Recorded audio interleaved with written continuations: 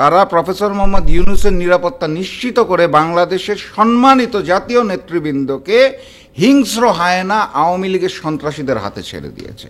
এখানে অন্তর্বর্তী সরকারের একটা বড় রকমের ব্যর্থতা আমি দেখতে পাই। একই সাথে সাথে আমি যেটা দেখতে পেলাম সেটা হচ্ছে স্থানীয় যে সকল নেতৃবৃন্দ থাকে সেখানে আমি জামাতের নেতৃবৃন্দকে দেখতে পেয়েছি যারা নিরাপত্তার ব্যবস্থা করার চেষ্টা করেছে শেষ পর্যন্ত, কিন্তু বিএনপি নেতৃবৃন্দকে ওইভাবে করে আমি আমেরিকায় দেখতে পেলাম না। তারা বিবৃতি দিয়েছে আমরা ৮ নম্বর গেটের সামনে ছিলাম, সেখান থেকে যখন গেট পরিবর্তন করা হয়েছে আমরা সঠিক তথ্য পাই নাই। জামাতের নেতাকর্মীরা তথ্য পেলে বিএনপির নেতাকর্মীরা পেল না কেন? বিএনপির তো আরও আগে পাওয়ার কথা। তবে এটা একটা গতানুগতিক প্রক্রিয়া, কারণ এইটা আপনি দেখবেন একটা রেগুলার প্র্যাকটিস, রেগুলার কালচার, যেখানে সারা বিশ্বের শীর্ষ নেতারা একত্রিত হয়, আলোচনা করে, বিভিন্ন প্রস্তাবনা দেয়, একে অপরের সাথে দেখা হয়, কূটনৈতিক সম্পর্ক বৃদ্ধি হয়। সেই হিসেবে নিঃসন্দেহে এটা ভালো, তবে এটা একটা রেগুলার প্র্যাকটিস, এইটার মধ্যে কোনো নতুনত্ব আছে বলে আমি মনে করি না।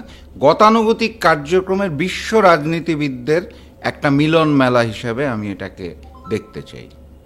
আক্তারের উপরে ডিম মারলো, আবার যে ব্যক্তি ডিম মারলো আমরা ইতিমধ্যে গণমাধ্যমের মধ্যে জানতে পারলাম যে উনি ছাত্রলীগের কর্মী, উনি আবার মুক্তিও পেয়েছে। সার্বিক এই বিষয়গুলো নিয়ে আপনার মন্তব্য? গতকালকে যেটা দেখতে পেয়েছি সেটা হচ্ছে যে নিউ ইয়র্কে যখন শীর্ষ নেতারা নেমেছে তাদের উপর আওয়ামী লীগের একটা হামলা এসেছে, ডিম ছুঁড়ে মেরেছে, অশ্রাব্য ভাষায় কথাবার্তা বলেছে। নিঃসন্দেহে এটা দুঃখজনক।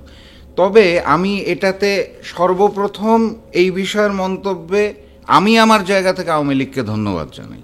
আওয়ামী লীগকে ধন্যবাদ জানাই কারণ আওয়ামী লীগ যে ধরনের রাজনৈতিক দল, তারা কথার আগে গুলি ছুড়ে। তো এই হামলাতে তারা গুলির জায়গায় গালি ব্যবহার করেছে অথবা গুলির জায়গায় ডিম ব্যবহার করেছে। তারা তো গুলিও মারতে পারত। তাদের রাজনীতিটাই হচ্ছে মানুষ হত্যার অপরাজনীতি, হিন্দুস্তানি অপরাজনীতি করে তারা। তো সেখানে তারা গুলি মারে নাই, গালি মেরেছে, গুলি না মেরে ডিম মেরেছে। এই কারণে তাদের একটা ধন্যবাদ প্রাপ্য বলে আমি মনে করি। কিন্তু সমস্যাটার সূত্রপাত কোথায়? সূত্রপাতটা হচ্ছে অন্তর্বর্তী সরকারের নিরাপত্তা ব্যবস্থা থেকে। দেখুন, এটা কিন্তু বিএনপির সফর নয় বা জামাতের সফর নয় বা এনসিপির সফর নয়, এটি বাংলাদেশ সরকারের সফর, যেখানে অন্তর্বর্তী সরকারের প্রধানের সাথে বাংলাদেশের 3টি বৃহত্তর রাজনৈতিক দলের নেতৃবৃন্দরা গিয়েছে। নিরাপত্তার দায়িত্ব বাংলাদেশ গভর্নমেন্টের, এবং বাংলাদেশ গভর্নমেন্ট এই মুহূর্তে যেই তথ্যটা আমাদের জানিয়েছে পরবর্তীতে, ভিসা জটিলতা এবং ইমিগ্রেশন জটিলতার কারণে যেই গেট দিয়ে ইউনূস সাহেব বের হয়েছে সেই গেট দিয়ে এই নেতৃবৃন্দদের তারা শেষ মুহূর্তের সিদ্ধান্তের কারণে বের করতে পারে নাই। অর্থাৎ গেটটা পরিবর্তন হয়েছে। গেট যদি পরিবর্তন হয় তাহলে নিরাপত্তা ব্যবস্থাও পরিবর্তন করতে হবে, সেটা তারা করে নাই। তারা প্রফেসর মোহাম্মদ ইউনূসের নিরাপত্তা নিশ্চিত করে বাংলাদেশের সম্মানিত জাতীয় নেতৃবৃন্দকে হিংস্র হায়েনা আওয়ামী লীগের সন্ত্রাসীদের হাতে ছেড়ে দিয়েছে। এখানে অন্তর্বর্তী সরকারের একটা বড় রকমের ব্যর্থতা আমি দেখতে পাই।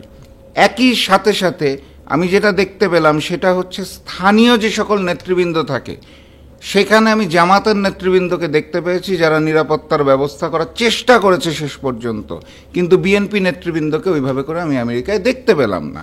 তারা বিবৃতি দিয়েছে আমরা ৮ নম্বর গেটের সামনে ছিলাম, সেখান থেকে যখন গেট পরিবর্তন করা হয়েছে আমরা সঠিক তথ্য পাই নাই। জামাতের নেতাকর্মীরা তথ্য পেলে বিএনপির নেতাকর্মীরা পেল না কেন? বিএনপির তো আরও আগে পাওয়ার কথা। এই জায়গাটাতে আবার রাজনৈতিক দলগুলোর একটি ব্যর্থতা আছে। এনসিপির নেতাকর্মীরা ওখানে উপস্থিত ছিল না। তবে আমি তাদের দোষারোপ করি না, মূল দোষটা অন্তর্বর্তী সরকারের, কারণ তারা নিরাপত্তা ব্যবস্থা সঠিকভাবে গ্রহণ করতে পারে নাই। অন্তর্বর্তী সরকার পরবর্তীতে দুঃখ প্রকাশ করা অথবা নিন্দা জানানো, যেটা আমি বারবার বলি যে অন্তর্বর্তী সরকারের বোধহয় একটা নতুন মন্ত্রণালয় খোলা উচিত, সেটা হচ্ছে নিন্দা ও প্রতিবাদ মন্ত্রণালয়। তারা ব্যবস্থা গ্রহণ না করে খালি নিন্দা জানায়। আপনি দেখুন, শুধুমাত্র আমেরিকা নয়, বিভিন্ন দেশের দূতাবাস এবং বাংলাদেশের সচিবালয় এখনও আওয়ামী এবং হিন্দুস্তানি দোসররা বসে রয়েছে। এই সুশীল সরকার দায়িত্ব গ্রহণের পর এই জায়গাগুলো পরিবর্তন করে নাই দেখেই কিন্তু এই ধরনের হামলা হচ্ছে। এই হামলা অতীতেও হয়েছে।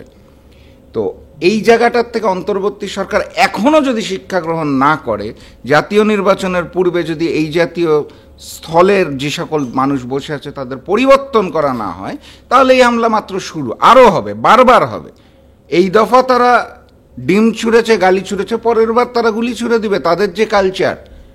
তো এই কারণে অন্তর্বর্তী সরকারকে জরুরি ভিত্তিতে ব্যবস্থা নিতে হবে, তীব্র নিন্দা থেকে বের হয়ে এসে অবস্থা সৃষ্টি করতে হবে। আপনি খেয়াল করে দেখবেন, হামলাকারীদের মধ্যে যুবলীগের যে নেতা ছিল গতকাল গ্রেফতার হয়েছিল, একদিনের মাথায় তিনি কিন্তু আমেরিকার আদালত থেকে রেহাই পেয়ে গেছেন, ছাড়া পেয়ে গেছেন। এখানেই শেষ নয়, বের হওয়ার পর পর উনি ফ্যাসিস্ট শেখ হাসিনাকে ফোন দিয়েছেন, সেই ফোন আলাপও আমরা শুনতে পেয়েছি, এবং শেখ হাসিনা তাকে ধন্যবাদ জানিয়েছে। অর্থাৎ এই হামলার পিছনে শেখ হাসিনার নির্দেশনা ছিল, এটা এখন স্পষ্ট।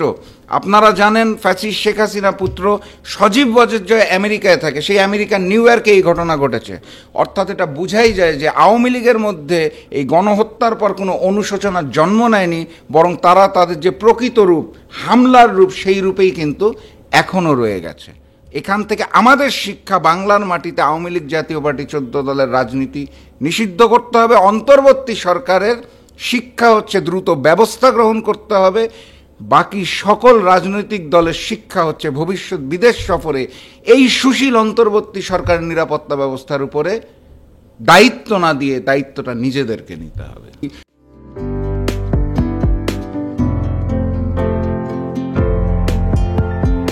পহেলা জানুয়ারি 2025 ইউটিউব জার্নালিজমের অগ্রদূত changetv.press 6 বছর পেরিয়ে পা রাখল গর্বিত সাথে। আমি অত্যন্ত আনন্দিত হলাম যে চেঞ্জ টিভি আগামী কয়েকদিনের মধ্যেই 6 বছর পূর্ণ করবে। হাঁটি হাঁটি পা পা করে চলা শুরু করে এখন সে বেশ দৌড়াদৌড়ি করছে বলা যেতে পারে। ও নামটাও অত্যন্ত বলবো যে সিগনিফিকেন্ট, যে চেঞ্জ, এই গণঅভ্যুত্থান কিন্তু চেঞ্জ চেয়েছে। সেই হিসেবে তোমার টেলিভিশনের, তোমার এই চ্যানেলের নামের একটা যথেষ্ট মিল পাওয়া যায়। আমার প্রত্যাশা যে এই গণঅভ্যুত্থানের যে প্রত্যাশা, যে আশা আকাঙ্ক্ষা, চেঞ্জ টিভি সেটিকে এগিয়ে নিয়ে যাবে। তোমাকে শুভেচ্ছা। চেঞ্জ টিভি যারা সম্পৃক্ত আছেন, যারা কর্মী আছেন, সামনে পেছনে সকলকে আমার শুভেচ্ছা। changetv.press, এক ফোঁটা হলুদ নেই। Online TV channel change TV 6 বছর ধরে ওনারা কাজ করে যাচ্ছেন। ইতিমধ্যে জনগণের হৃদয়ে স্থান করে নিয়েছেন। প্রায় 22 লাখ সাবস্ক্রাইবার আছে। আর যে কোনো অনুষ্ঠান 10 লাখের মতো মানুষ এটা প্রতিদিন মানুষ দেখে থাকে। আমিও এই চ্যানেল নিয়মিত দেখি। তো চেঞ্জ টিভির পক্ষে আমির মোমিনুল মানিক সাহেবের উপস্থাপনা, প্রশ্নের ধরন, এগুলো জনগণ দেখতে চায়, শুনতে চায়। আমি চেঞ্জ টিভির উত্তরোত্তর সমৃদ্ধি কামনা করছি। changetv.press, এক ফোঁটা হলুদ নেই।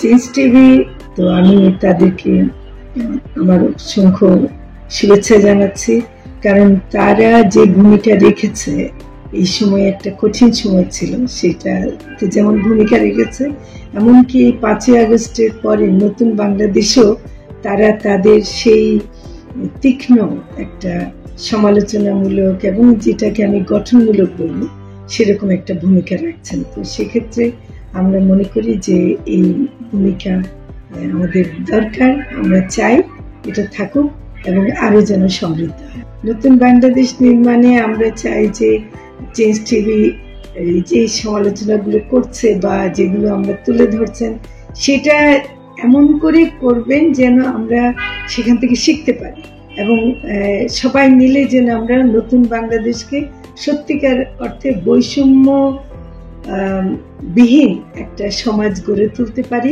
সেটা আপনারা সহজ চেষ্টা করুন। changetv.press, এক ফোঁটা হলুদ নেই। আগামী জানুয়ারি মাসের 1ম তারিখে আপনারা 6 বছর পূর্ণ করতে যাচ্ছেন। আপনাদেরকে শুভেচ্ছা জানাচ্ছি, আন্তরিক ধন্যবাদ জানাচ্ছি। আমি আশা করব চেঞ্জ টিভি অতীতে যে বলিষ্ঠ ভূমিকা পালন করেছে, আগামীতেও আপনারা সেই বলিষ্ঠ ভূমিকা পালন করবেন। আমি আমার এলডিপির পক্ষ থেকে, মুক্তিযোদ্ধাদের পক্ষ থেকে আপনাদেরকে আন্তরিক মোবারকবাদ জানাচ্ছি, শুভেচ্ছা জানাচ্ছি। আশা করি দিন দিন আপনারা উন্নতির শিখরে এগিয়ে যাবেন। ধন্যবাদ। changeTV.press, এক ফোঁটা হলুদও নেই। প্রতিটি সরকারের আমলে 10 বছর আমি কোনো ব্যবসা করতে পারিনি। আমার ব্যবসা বন্ধ করার জন্য যত রকম দরকার সব কাজই করেছে, শুধু একটাই বাকি রেখেছে, আমি গুটিয়ে নিয়ে যাইনি। নয়া দিগন্তর মাধ্যমে যাদেরকে আমরা চেষ্টা করেছি সার্ভিস দেওয়ার জন্য, এরা আমাদের অনেকেই খোঁজ খবর রেখেছে, ব্যস্ততার জন্য হয়তো দেখা সাক্ষাৎ হয় না, কিন্তু আমি একজনকেই পেয়েছি। তিনি হলেন চেঞ্জ টিভির আমিরুল মোমিন মানিক। উনি এক সময় দিগন্ততে ছিল, সেই হিসাবে আমাদের জানাশোনা ছিল। ওনার একটা ইন্টারভিউতে আমার খুব পছন্দ হয়েছে, সেজন্য আমি ওনাকে 10:30টার সময় ফোন করেছি। উনি উত্তরে বললেন, গলাটা খুব পরিচিত। প্রথমে হয়তো নামটা বুঝে সারেননি, আমার নামটা খেয়াল করতে, আমি সাথে সাথে নাম বলেছি এবং বললো যে 3 দিনের মধ্যে আপনার সাথে আমি দেখা করব।